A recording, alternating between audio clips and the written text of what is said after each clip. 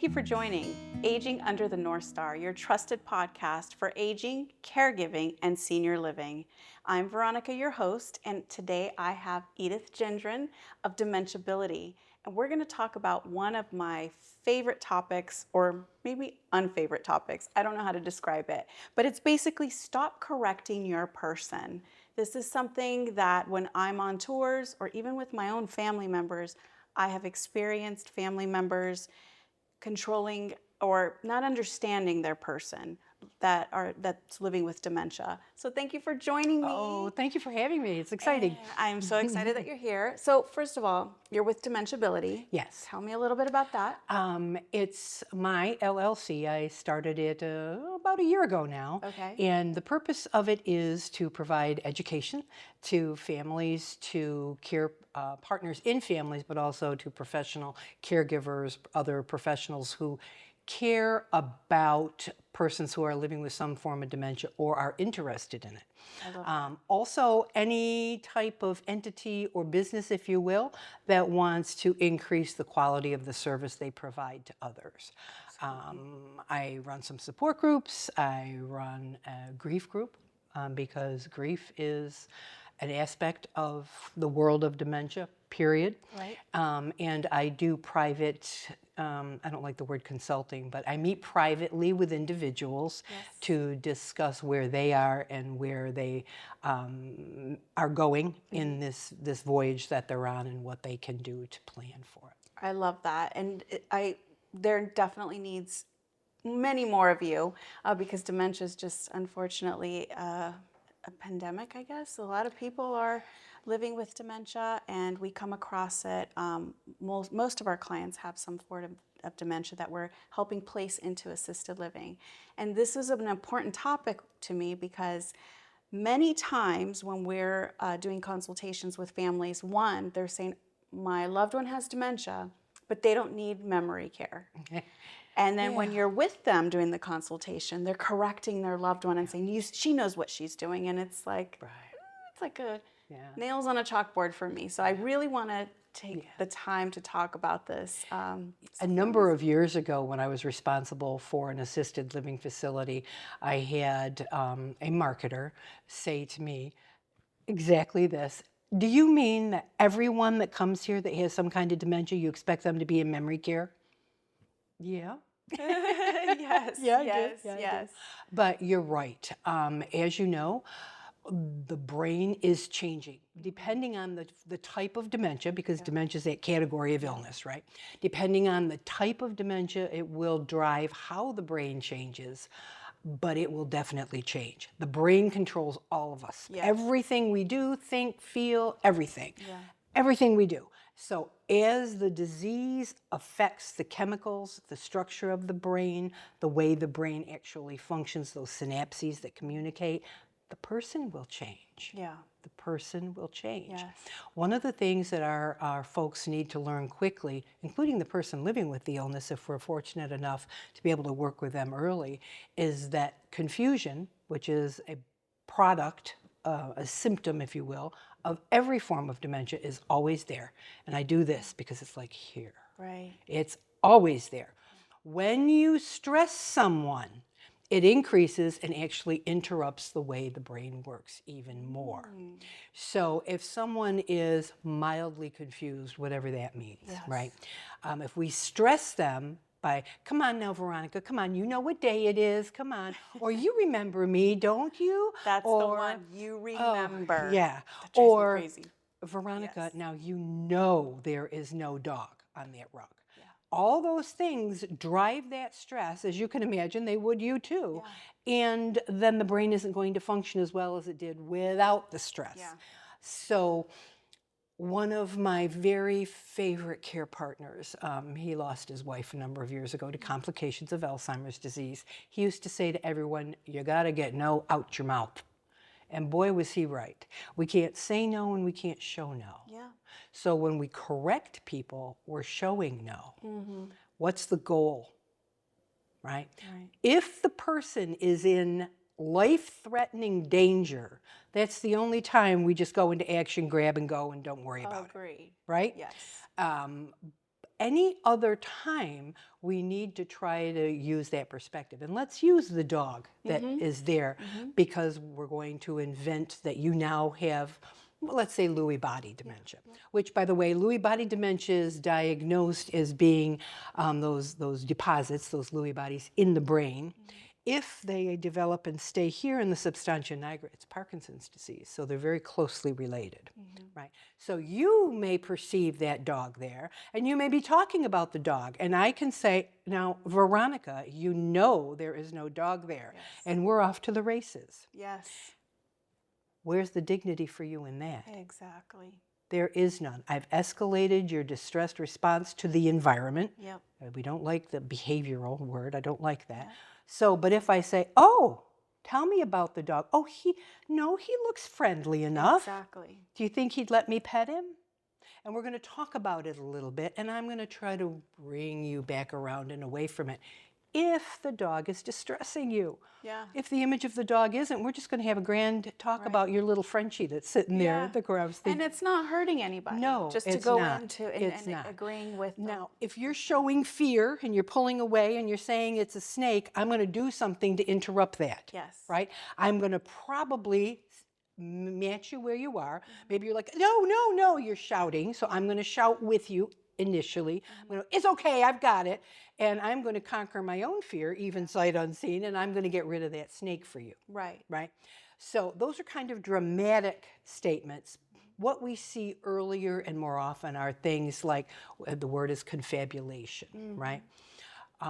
Hey, Mom, did you eat your breakfast today? Because you're not seeing any signs of Mom having had her breakfast. And she's like, well, yeah, I did. And you say, what'd you have? Well, I had hot dogs and eggs.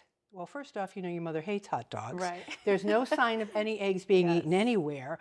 And so now you may come to think, why is she lying to me? Exactly. She's not. Her brain is telling her she has to come up with an answer.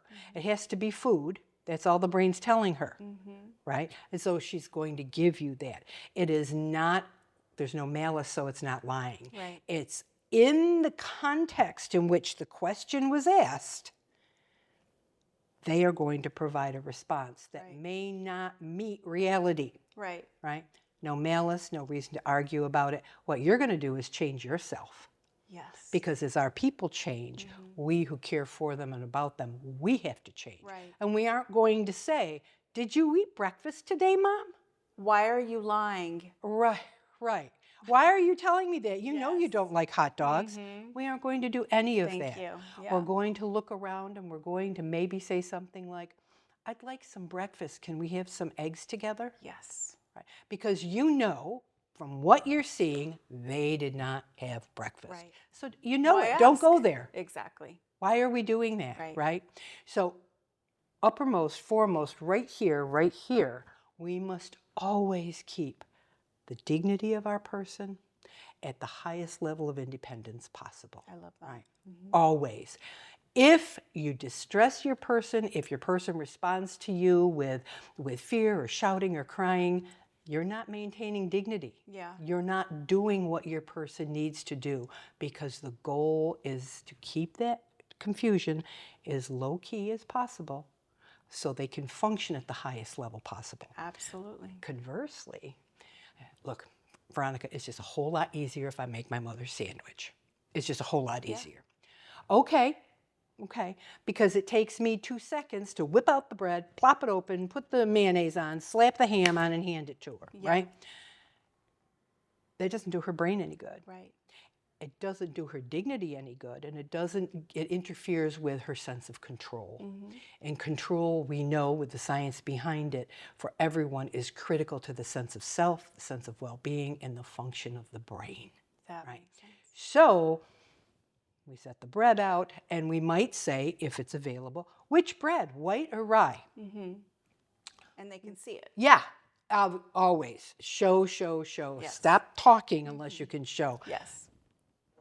Absolutely. Let's drink. Yeah. Instead of, would you like a drink? Yeah. In the first place, that's a good example right now, because if you do have, well, now we'll switch it to Alzheimer's disease, your vision has changed. Yes. And you aren't going to see that water over there as clearly as you might, or maybe even not at all, right? So The most effective thing is let's have a drink. Yeah. Not do you want some water? Yeah. Let's have a drink, right? And I may help you take that drink and then release it when your hand takes over and starts going. So we let mom pick the bread. We let mom, maybe I have to open the jar of mayonnaise because she has arthritis. Right. My point is we support her in her doing everything that she's able to do because that level of independence helps the brain. Yeah. We know, because we start paying attention, can she use the tools of the task? Yes. Right? I like how you said open the mayonnaise because I had a client recently, a family member that said, oh, she knows what she's doing. But okay, I get that you think she knows what she's doing. She's having a hard time feeding herself. She's just not doing it. Well, there's a reason why. Maybe she cannot open certain things or use the microwave like she once did. Right. Or remember how to cook the eggs. Yes. There are these She's things. losing the ability, or the ability is changing, her ability to recognize the tools of the task and to use them. Yep. And you'll see that. Just had this conversation in a group this week. My wife isn't eating the way she used to. And you said, don't force her. Okay, yes, I did. I said, don't force nutrition or hydration on persons that are very close to saying goodbye. That's not your wife's case. Right. Given your description, it's more that your wife has forgotten how to use the tools of eating. Yeah. She has forgotten how to pick up that food and put it in her mouth, or even use the utensils. Correct. So we do have to be a little attuned or in tune with our person's abilities, right? Do they eat if you help them? Then find a way for them to be independent. Pita pockets make wonderful independent tools. Even the color of the plates. Absolutely, absolutely. Yep. Josh Freitas, our dear friend, he's taught us, use those red plates, right, to get people eating. Colors make a difference. They so red will increase that appetite color. Yes. So For McDonald's. persons with dementia, let's Yes, make that yes, clear, yes. that May are in work that for world me, of you dementia. never know. Yeah, anything works for Yes. me. I have no problem with Yeah, appetite. red, green, blue. Yeah. The blue that is supposed to slow down appetite for persons that are living with some form of dementia, it doesn't work for me. Right. I eat off of that too. Yeah. I'm the So, same. but it shows that the brain is different. But yeah, black is not a great idea for persons who have some form of dementia. Yeah. But color is critically important, and that brings us to the concept, to the reality that the best and first way to help our people, whether it's our mom or whether it's our patient or our resident, is to learn all we can about the illness. Totally agree. All we can. Those care We plans are learn important. how to greet someone. We learn that I'm not just going to come in, flip on the light in the morning, whip your legs around, and pop you up out of the bed. Right. I'm going to take, and it's literally 90 seconds longer to knock on the door, say, Miss Veronica, it's Edith, time to start the morning. I didn't say, do you want to get up? But I'm talking to you. Yeah. And treating them with respect. Yes, Dignity. yes, that it comes right back to that dignity. If your person is showing distress, then dignity has been affected and negatively, right? Yeah. Yeah, definitely. And I mean, it's common sense for us because we're in the industry, right? But these common cues that we're sharing with our audience will not only help their person, it's going to help their peace of mind, the family caregiver's peace of mind, instead of driving themselves crazy and arguing with their person. And I get it, it's your loved one, you know them, you think, oh, she's done this or he's done this my whole life, and you have all these emotions. Instead, go into their world and understand. I tried telling this to my family member, I won't say who, recently. They're the worst. They're our the families. worst. Yeah, they Our won't families listen are to the me. worst. But I'm like, this person has dementia, so they're not choosing to be combative with you. Right. They really have no control. They have no control. The filter's gone. And so if you're questioning them or you're arguing with them, it's just going to, like I told my family member, your blood pressure is just going to go sky high. Right. Just go with it. Right. That is the one of the central goals of learning to keep that confusion down, to keep our person in a calm place, because it's calming for the care partner too. Correct. Care partner, caregiver. Whether it's family or whether it's that paid caregiver. right? The calmer that you are, the better it is for your health too, because stress is not good for anyone. Right. I don't mean the garden variety stress of, oh my gosh, I'm going to be late to Veronica's because the traffic's heavy. Right. I mean the continuous stress of, oh my goodness, my mother has Alzheimer's disease. She's going to be someone I don't know, because she will be. And that is a continuous stress. She's going to be someone I don't know, and that's a key. We have to, and this is probably the hardest thing for our people. Exactly. Get rid of those expectations Yes. based on who you were. Right. Because you're not that person anymore. I have a family member. We went on a tour for assisted living. His mom has been diagnosed with Alzheimer's. I said, honestly, we should look at memory care. Oh, she's not there yet. Okay. I will show you the assisted living, but we should see the memory care. He really, really, really wanted her in assisted living, but memory care, once assessed, was where the community said she should be. Right. It's hard for families to acknowledge that this is the new norm. Although they can articulate, maybe have a conversation. There is some sundowning.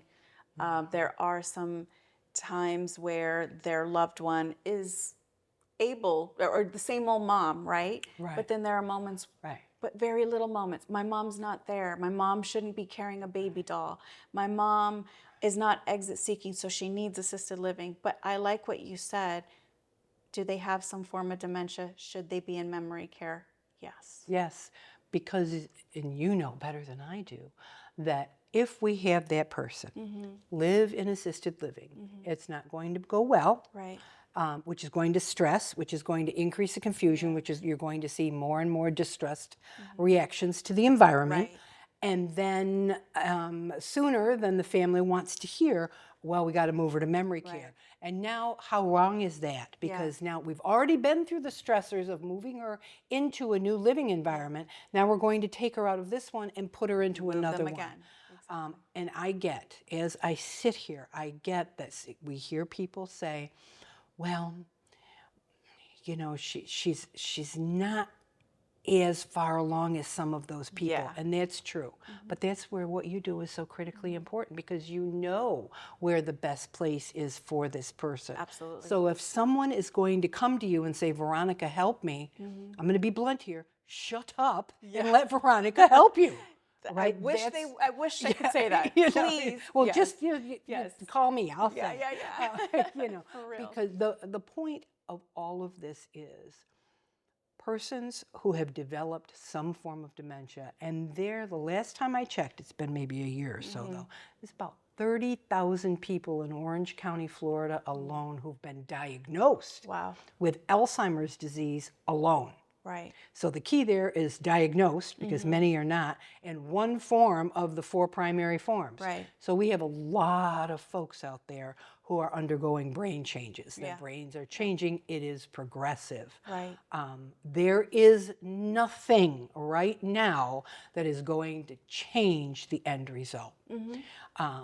No supplement, no medication. There are some very, very effective ones now, like Kinsula or Leqembi, that can slow it down greatly.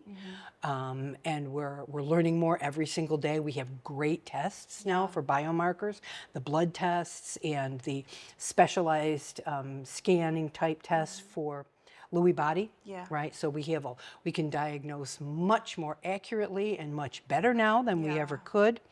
But it doesn't change the fact that there's nothing there that's going to change the reality of this disease. Correct. And we hear it, you and I, all the time, right? Oh, coconut oil. Remember the coconut oil days? And you know, that's where I say no coconut oil in the middle of the forehead by the light of the moon, right? There is very, very interesting work coming out of Cleveland Clinic, specifically in a different state out of Florida, where the person, everything about the person's metabolism and metabolic makeup is examined chemically, through blood tests and everything. And then, based on what's learned about just that person, I'm going to use the word supplements, but I'm not talking about vitamin C. You know, additional medications for this person are you can see an increase in MoCA scores. And that's pretty amazing stuff. Now, how long it lasts, Right. and it's, as you can imagine, quite expensive, Yeah. right? But what is the core of what we're learning there?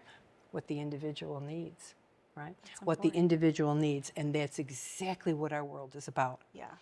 Within, certainly, and between, if you know 15 people with Alzheimer's disease, you know 15 different presentations. Different. I love exactly. Right?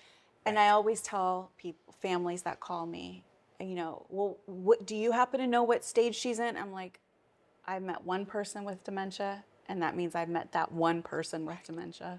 They're all different. And what's Everyone going is on different. today? Exactly. Today, I can be very alert.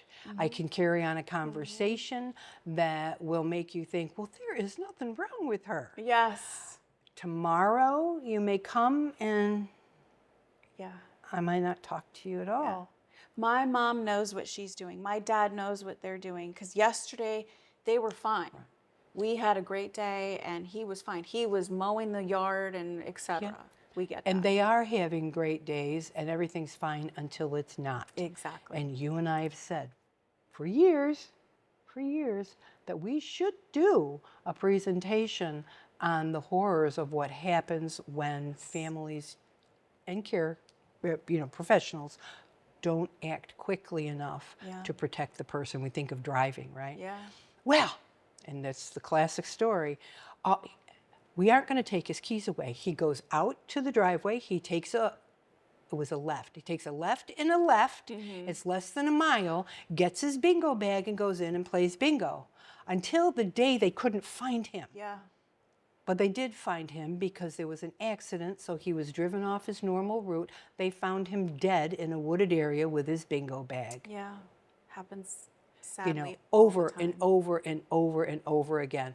Everything's fine until it isn't. It's not. And to refuse to acknowledge that things could get unfine really fast is a real dangerous game to play. Absolutely. No, I just had another family member that the loved one had a stroke.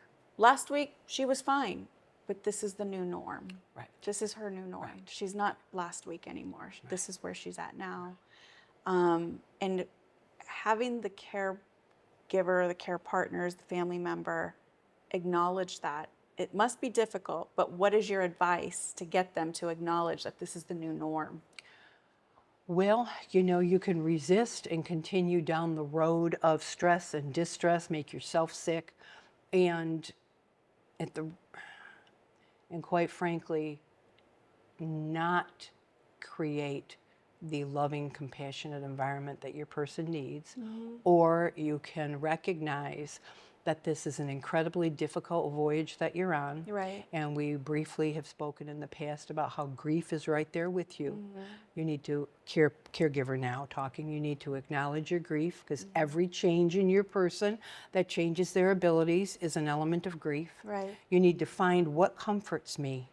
What can I do just for me? Right. And critically important for caregivers, families and paid caregivers, is that you must, am I saying maybe? No. You must take time just for you to step out of the role of being the caregiver and do something just for you. Get a massage, go to the beach, get away for a weekend. And if you're thinking, oh, well, that's a great idea, where am I going to get help? Well, if your person's on Medicare, we've got the guide program, right? I'm so excited about that. Yeah, not perfect, but it's there. It's a start. It's a start. It's more than what we've had in years before. Yes, and it is actually having some level of care. So take good care of yourself, learn all you can. And Maya Angelou taught us, right?